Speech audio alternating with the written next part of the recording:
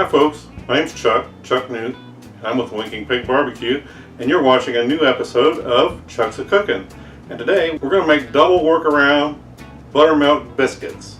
Okay, so what exactly do I mean double workaround buttermilk biscuits? Well, I'm going to give you a couple shortcuts in the event that you don't really have all the ingredients needed that the recipe may call for buttermilk biscuits. And so there are some workarounds. I'm going to get ready to explain that to you. You notice I've got a different background on this video.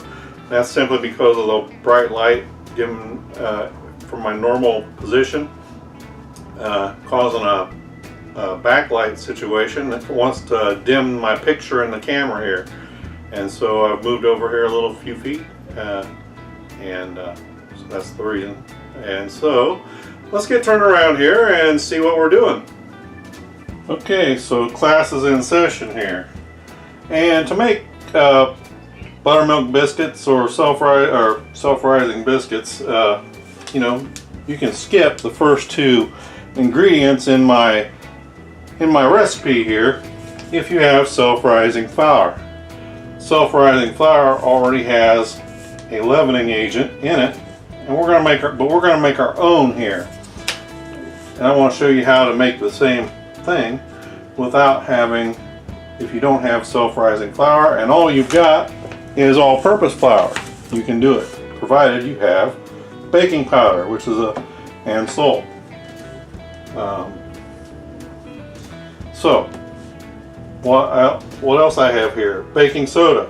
Baking soda and baking powder are kind of closely related. They are both leavening agents, and that is what makes baked products rise. And another thing would be yeast, which is actually a live organism that the byproducts of fermentation are CO2 and alcohol. So at any rate, we don't need the baking soda and we don't need the Jiffy Mix, but I put them out here because I wanted to tell you, if you have open baking powder, open baking soda, they have a life limit on them of about 1 year. And if you have baking powder or baking soda that's more than 1 year old, you really need to get rid of it as far as baking is concerned. There's other uses that it can be used for, but not baking. It needs to be gotten rid of because it will lose its leavening power, and so you need to get fresh.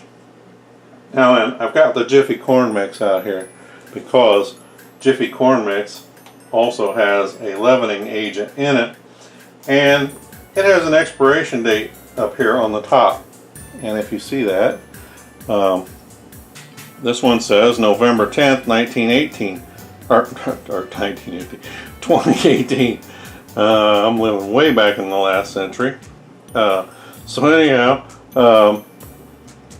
it's got about 1 year's life to it. Get 1 year's life to it. And if you're not going to if you don't use your Jiffy Mix within 1 year, you need to get rid of it because it's not going to do what you want it to do. So I don't need the baking soda and I don't need the Jiffy Mix for this recipe, nor do I need the self-rising flour because we're working around the self-rising flour. Now then, what I've got here, I've got a bowl actually with 1 cup of flour in it, but we need 2 cups of flour. Now if you're going to do any baking, you really need to get yourself a set of baking style measuring cups, because you can just swipe it off right like that and into the bowl. So there's 2 cups of all-purpose flour. I'm done with that for now. For now. Now, so this is a brand new canister of baking powder here.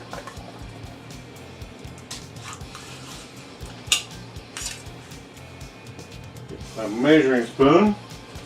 Okay, so we need 1 tablespoon of baking powder. Again, like that. Swipe it off the top. 1 tablespoon. And we need 1/2 teaspoon of salt.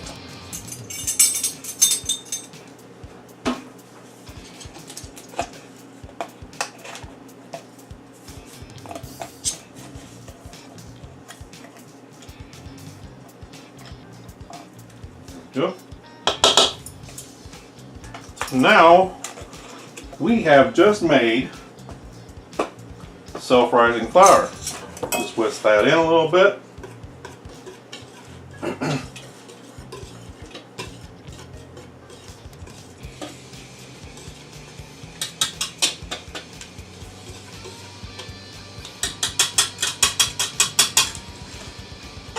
Okay, so the next thing we need here, we've got 1/3 cup of, in this case we've got shortening, but it can be butter, or it can be lard, or it can be shortening. And we're going to put that right into our flour mixture, which is now self-rising flour.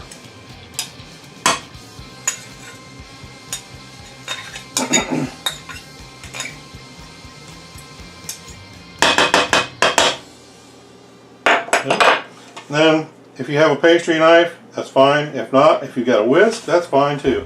And we're just going to kind of start mushing this down, breaking it into the flour. It's going to take a little time here. Now, if these were going to be dinner biscuits, I would have used butter instead of the shortening. But these are going to be biscuits for biscuits and gravy.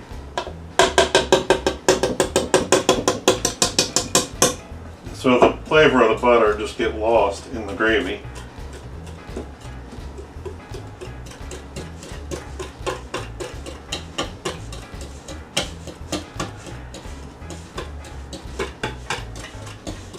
And what we want to end up with is just like little crumbles.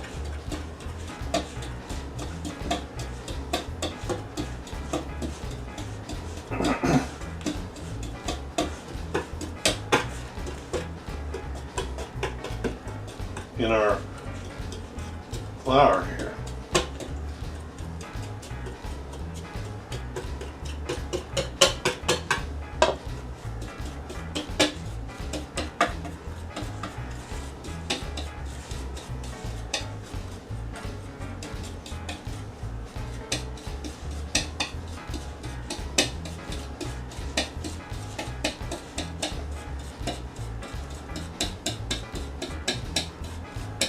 You could probably do this with your hand mixer. However, you run the risk of making a real mess when you turn it on when in just plain flour.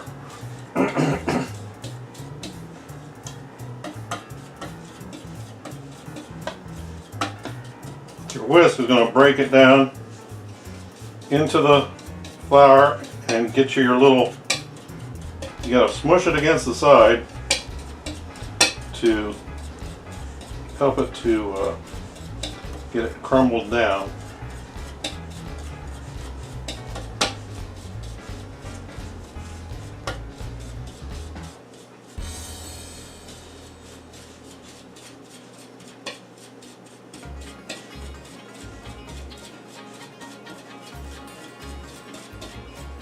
And you don't want any big hunks in here because, you know, a big hunk of Crisco or whatever kind of shortening or butter, even butter, you don't want a big hunk of butter or lard in your mouth when you're trying to eat biscuits. Now that looks pretty good to me because I'm no longer seeing any sizable chunks of Crisco or shortening in here. Now then, our next hack. What I've got here is 1 cup of whole milk. It's not buttermilk, and so there is a workaround to make a replacement for buttermilk. First of all, you can actually use sour milk. If you've got some sour milk in the refrigerator, provided it's not to the point where it's trying to curdle and all that good stuff, you can actually use sour milk to make this. What I've got here, again, 1 cup of whole milk, and I've got 1 teaspoon of vinegar, white vinegar, or you can use lemon juice, either one. And we're going to put that right here into our milk, and then we're going to stir it up.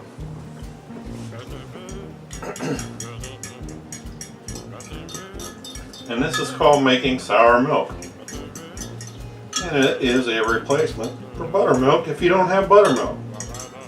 And if all you're doing is making biscuits and you don't have any other use for your buttermilk, why not just go ahead and make sour milk instead, because most of us have milk in the refrigerator. Now then, I'm going to set my timer for 5 minutes, and after 5 minutes we can come back and finish on. Okay, so our 5 minutes has gone by, and our sour milk should be ready. And we're going to kind of just pour it all in all at one time, just like that. And now we need to kind of mix it in. Use a whisk to get started.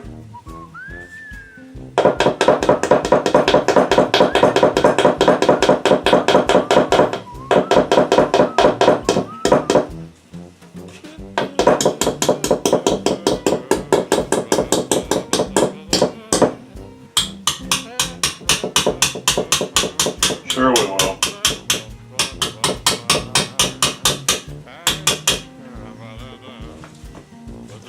Then we'll just move in with our hands.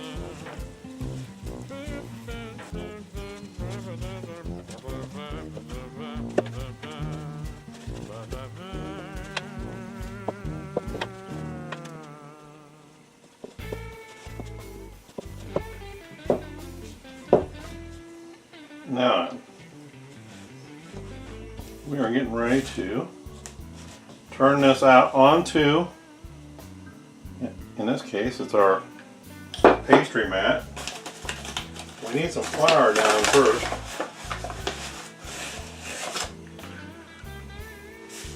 Now, because my dough seems to be pretty thin as far as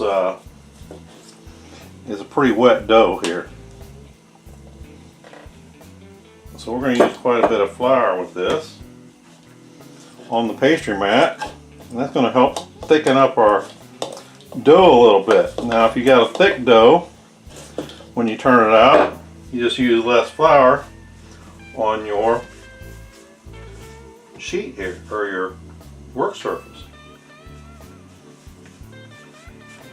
Okay, so we're kind of flattening it out a little bit.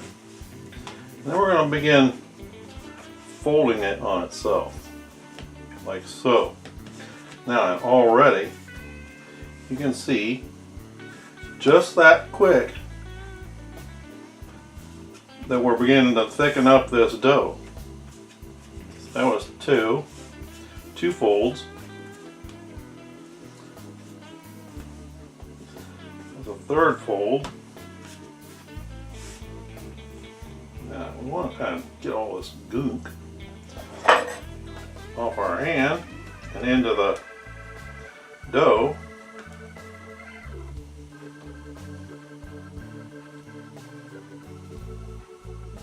So it's not going to do a bit of good on your hand.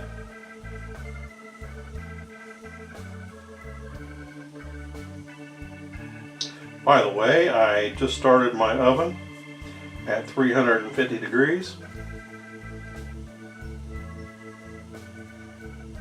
I'm sorry, 450 degrees. 400, not 350. 450 degrees.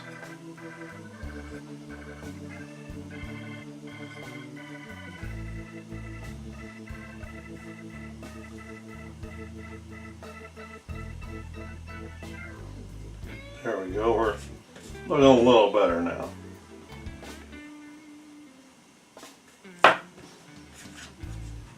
So, I believe that's 5, 6,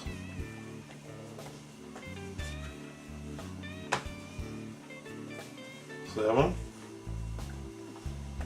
Now this is how your layers are going to form in your biscuits. 8,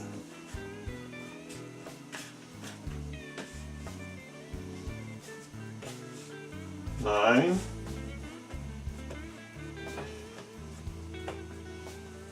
'Alright, get my other hand in here because it's not all wet like it was. 10,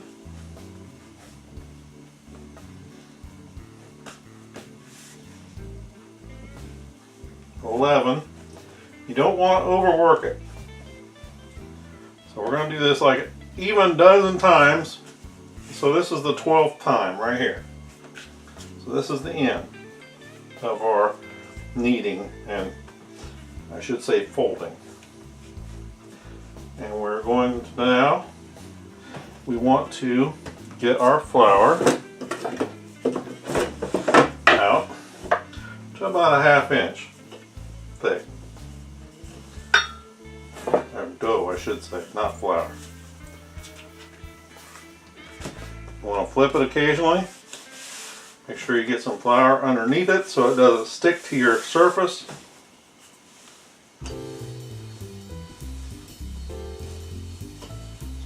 Now the thicker you leave it, the taller your biscuits are going to be. Okay, I think that's about a 1/2 inch.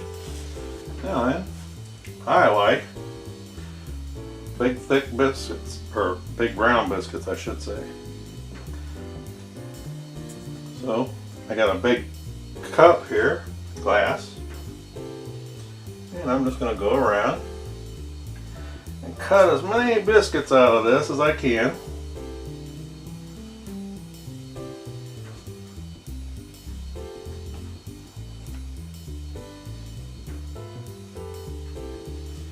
Right now, it's going to be about 4 big, thick, big round biscuits.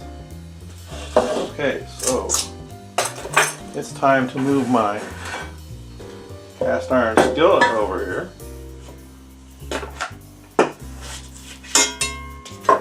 See if I can get it over here where you can see it. And we are going to just start laying biscuits right down in here like so.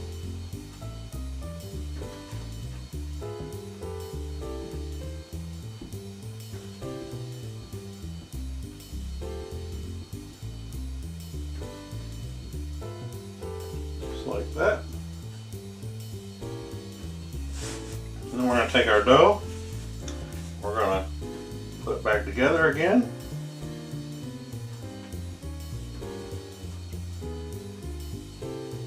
Now, of course, if you're feeding an army, you can make this,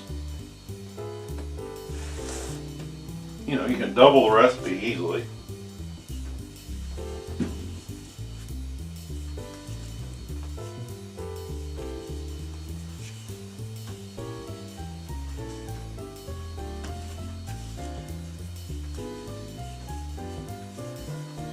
That.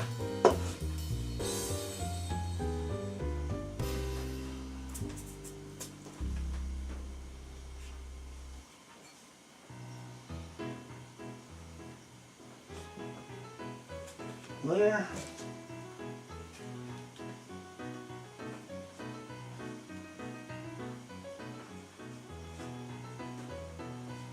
See, we can't get one more to fill out this last little spot in our cast iron skillet over here. Don't want to overwork it, but we want it back together again too.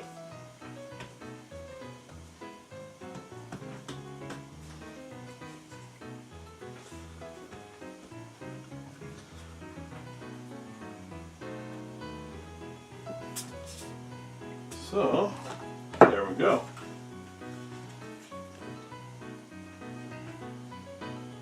Seven. I don't know. We'll see. Can we get an even 8?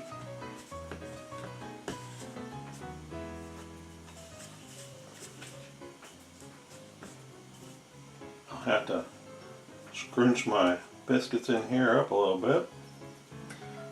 It shouldn't hurt them. It should just make them kind of go together a little bit. This might be an ugly biscuit.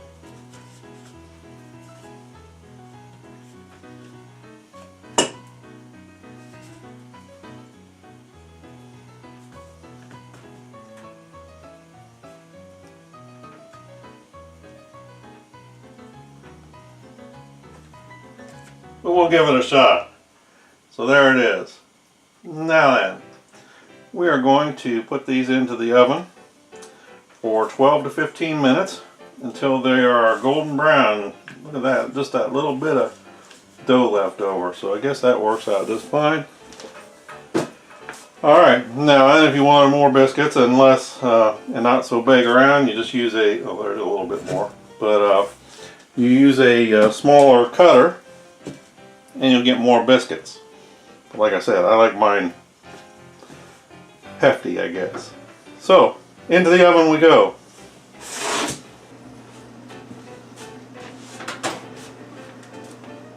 Alright, there we go. I'm going to set my timer for 12 minutes to start.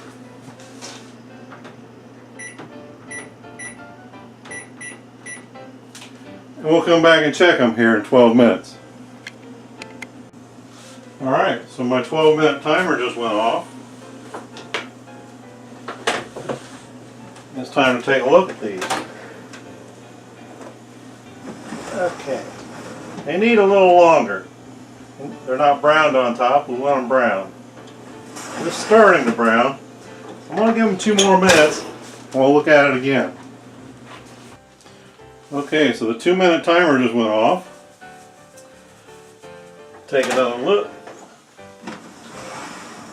Oh, they're getting there. But we're going to leave them in for 1 more minute. I think after 1 minute, we're going to call them done. Okay, so our 1-minute timer has come and gone. There we go. Those are some pretty decent looking biscuits if you ask me. Alright, now then, they just came out of the oven. And you gotta make sure you have a good hot pad, because I felt right through the oven glove here, just that little bit of time that I had it. Now, you just want to make sure that all of them are loose off the bottom of your pan. And we are going to let those sit for about 10 minutes. Oh, by the way, if these are dinner biscuits, you can go ahead and take a stick of butter like that while they're still hot and just rub it over the top on each one, and you're ready for dinner. Alright, so there's our, man, those biscuits look beautiful. I'll tell you, Pillsbury Grands don't have anything on this, do they? So here's our biscuit that we buttered. I just want to show you. Looky there. Isn't that a beautiful biscuit? Steaming hot. Perfect for more butter. So let's take this over here, because you know what time it is. Okay folks, so you saw how easy this was. You can do this. Just remember, if you've got self-rising flour, skip the salt addition and don't add the baking powder. But you saw how easy it was? You can do this. So it's that time. It's time to give this biscuit a good taste.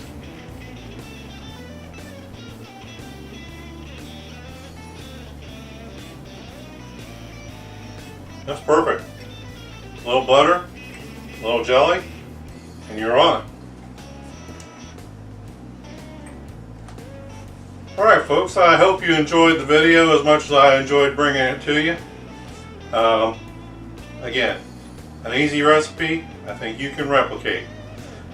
Folks, do me a favor, if you like what you see down here at the bottom, hit like and subscribe. There's more to come.